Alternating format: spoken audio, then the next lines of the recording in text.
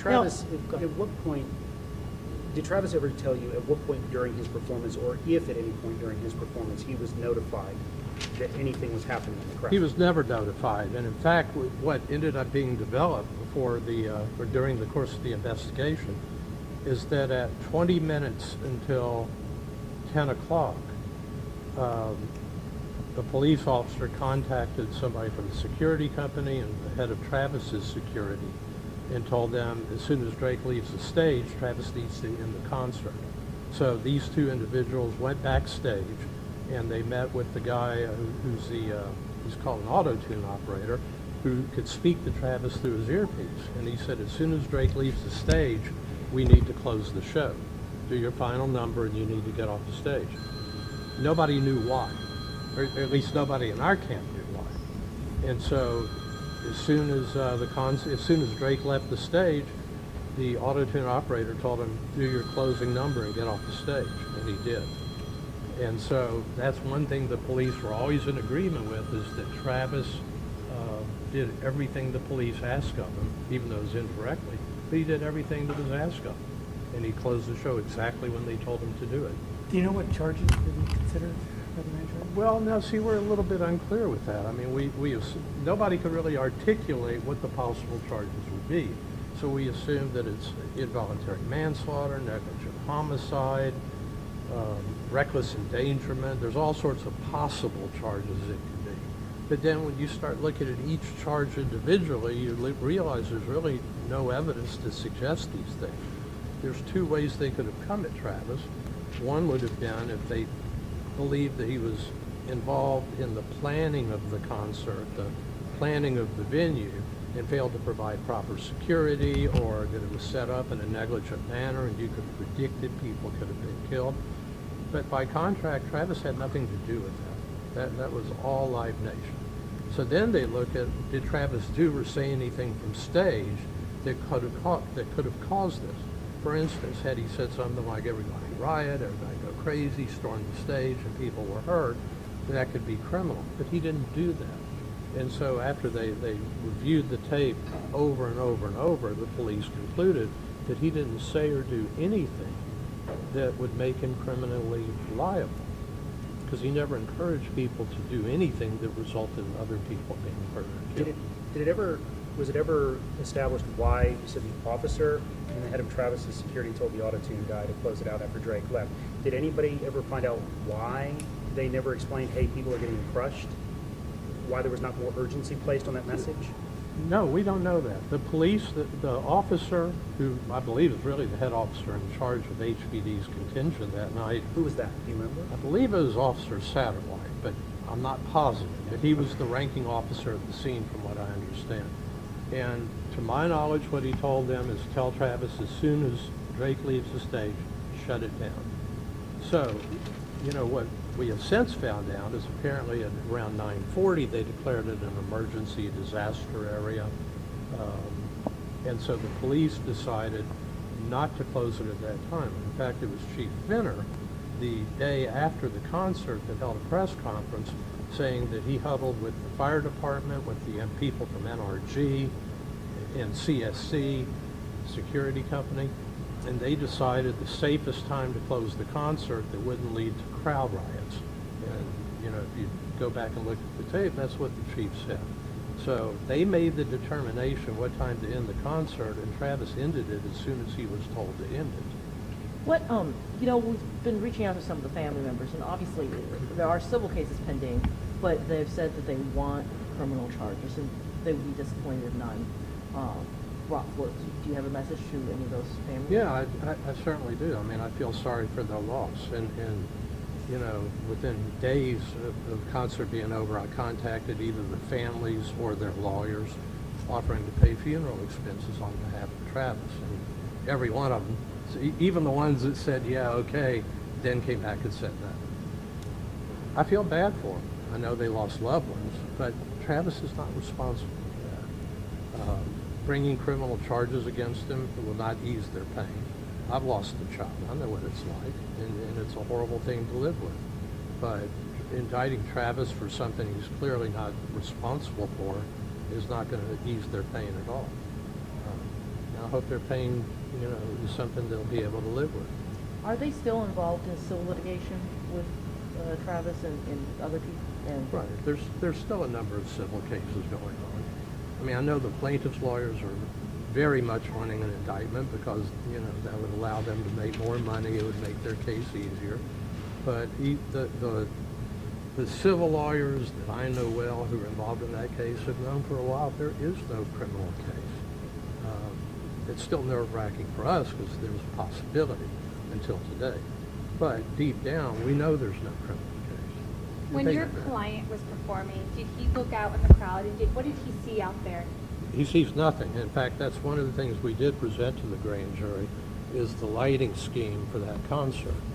There were hundreds and hundreds of lights, all of which were trained on Travis no matter where he was on the stage. Lights coming straight at him, lights coming from above him, and lights coming from below pointed up at him. So his range of visibility is limited to the first 4, 5, 6 rows of the stage. And the only time he can see further out is when the lights start flickering on and off on the crowd. But that's just instantaneously. At the same time, he's walking, down a runway or he's running down the other runway. So he's not stopping to look out there and look over all the crowd. And, we talked with the prosecutor about it who has knowledge and experience with lighting and understands that when you're up on a lit stage like that and the crowd is dark, you can't see what's going on, especially 40, 50, 60 feet back. And you presented that to the prosecutors to present to the grand jury. Do you know that they showed that to the grand jurors? I don't have any reason to think they didn't. The Harris County DA's office has always been pretty open about letting defense lawyers present a written, not an oral, version of their position, which is what we did. And Do you Does know- a no bill, have you does a no talked bill to- today mean that there could be no charges in the future if there's new evidence that's presented? if there's new evidence presented later on, yeah, it depends what the issues were that were presented to the grand jury to begin with. And I don't know if they, because it is secretive, they're not going to tell me that they present murder, reckless endangerment, involuntary manslaughter. But typically, once a case has been no-billed, you don't see it resurrected. I want to be clear on one thing. extremely You rare. had said, so when you said that Satterwhite and head of Travis's security went to the auto tunes guy, did they tell Travis, end it after Drake is finished, or do one more number after Drake is Do your finished? closing number. His closing number is like a minute and a half, 2 minutes. And if you look at the tape, as soon as Drake leaves the stage, he does an abbreviated version of his last song and then tells everybody, be careful going home, I love you, go Houston, or whatever it was he said. But he ended it within 2 minutes after Drake left. In your investigation in supporting Travis, did you ever find out about the people who tried to tell, like the camera operators, hey, people are getting trampled, anything like that? Why more warnings within the crowd weren't heeded? Well, I saw some of those tapes, and there's people that are pretty far back in the crowd yelling at a camera operator, and the camera operator's trying to listen to them and listen to the people talking in his ear and keeping his camera trained on what he's supposed to keep it trained on. And so I don't know if the camera operator is really paying attention to what's being said, because he's up, like your camera operator, is trying to do his job. But they're so far back in the crowd. People are saying, well, I was yelling. I don't know why Travis couldn't hear me. Well, because there's 38 or 39,000 people screaming and yelling and jumping up and down. Travis never heard anybody yelling to stop the show. He heard people yelling, but he couldn't hear any particular thing that anybody was saying. What, Did you ever get a what do you specific think head count? people should, Go ahead. is there anything Houstonians or community, city leaders or anybody writ large involved in events like this could learn from everything that's happened the last year or two? It's hard to say, and I'll tell you why. One criticism that people were faced when all this began, and there should have been more security.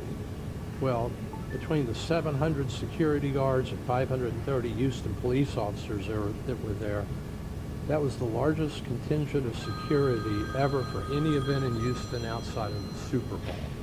And so if you had had another 200, 500, 1,000 security guards there, I'm not sure it would have mattered. As far as the festival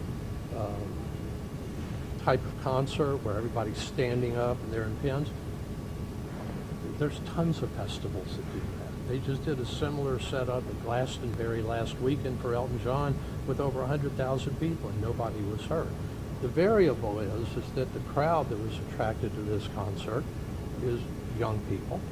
They had been pent up because there had been no big festivals like that since COVID started. And I think people came and they were overexcited. And people were pushing and shoving. And I don't know if all the security in the world could have stopped that unless you had a security guard every 3 or 4 people. And that's just not practical. Well, the criticism wasn't specifically about security, it was also about crowd management. Nobody was paying attention before Travis ever took the stage. That the people at the front were so packed in they couldn't even sit down at that point. That nobody noticed that. Well, see, and the thing is about that, you could very well be right. My investigation focused on Travis. If I was representing Live Nation, if I was representing a security company, if I was representing the people in the control center who are supposed to be watching all this on video, I may feel totally different. But from Travis's point of view, he doesn't have people that are surveying the crowd to see if he should take the stage. The people that do that are the people that are producing the concert.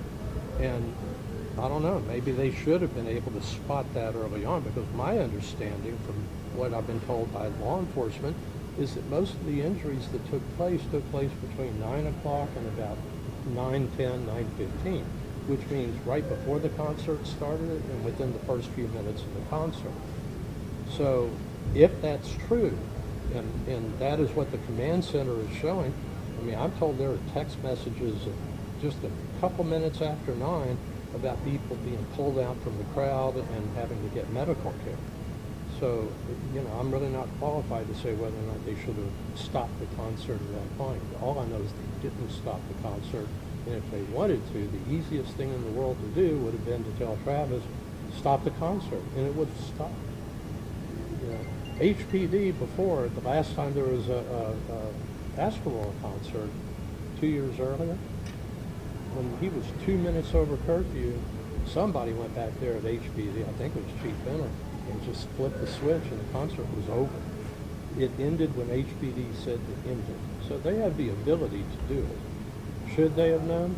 That's a question for somebody else. Did you speak to Travis before this? What was his thoughts as today was going to happen? We talk all the time, and he's been extremely confident, very hopeful. You know, of course, he's nervous. This has had a huge impact on his career. He lost a lot of sponsorships, a lot of endorsements, a lot of concerts and festivals wouldn't sign him because they have to get him insured. And as long as there was a pending criminal investigation, it makes it extremely difficult to get insured.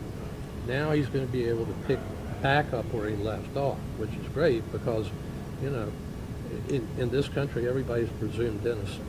And the police have done one of the most exhaustive investigations in the history of the Houston Police Department. The DA's office has had several senior top management working on this case, and if there was anything they could have indicted him for, they would have. And they didn't. So that tells you that this guy should not have, you know, he's been punished severely through collateral consequences. Will he Would ever he do a bring festival Astroworld? again? Do what? Will he ever do a festival like this again? Sure.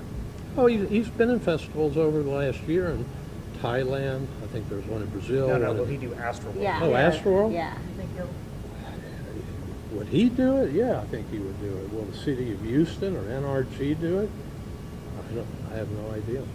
When did he exactly find out 10 people had died at his concert? My understanding is it was later that night. That as soon as the concert was over, his security job is to get him off the premises before, you know, the crowd starts offloading out. So he left, and I know later that night he was told there was a problem without knowing all the details, and then he went home, and that's when he was filled in exactly as to what the problem was. So while he was at the concert, he had no idea. Of course, nobody did. You know, the first call I got that night was like, I left there about 8 o'clock, and I got a call at 11 saying that people were overdosing in the crowd, and that somebody was going around sticking them in the neck with the needle and killing them. And so I went back to Astroworld at like 11:30. And when I got there and met with the police chief, fire marshal, everybody was under the assumption that there was a crazy guy with a needle poisoning people. And so nobody was really sure what happened. until some point, later that night or the next morning. Ken, to be clear, no one has been indicted today. That's correct. And you said that Travis is he was one of 6 people who were no bills today. Yes, they were targets of the grand jury, and they Was were it all 6 no- or him and 6? 6. So he was one of 6. Yes, he was one of 6. Did he ever testify for the jury? No. No, but unlike some of the other people, he did sit down with the police and spent hours talking to them.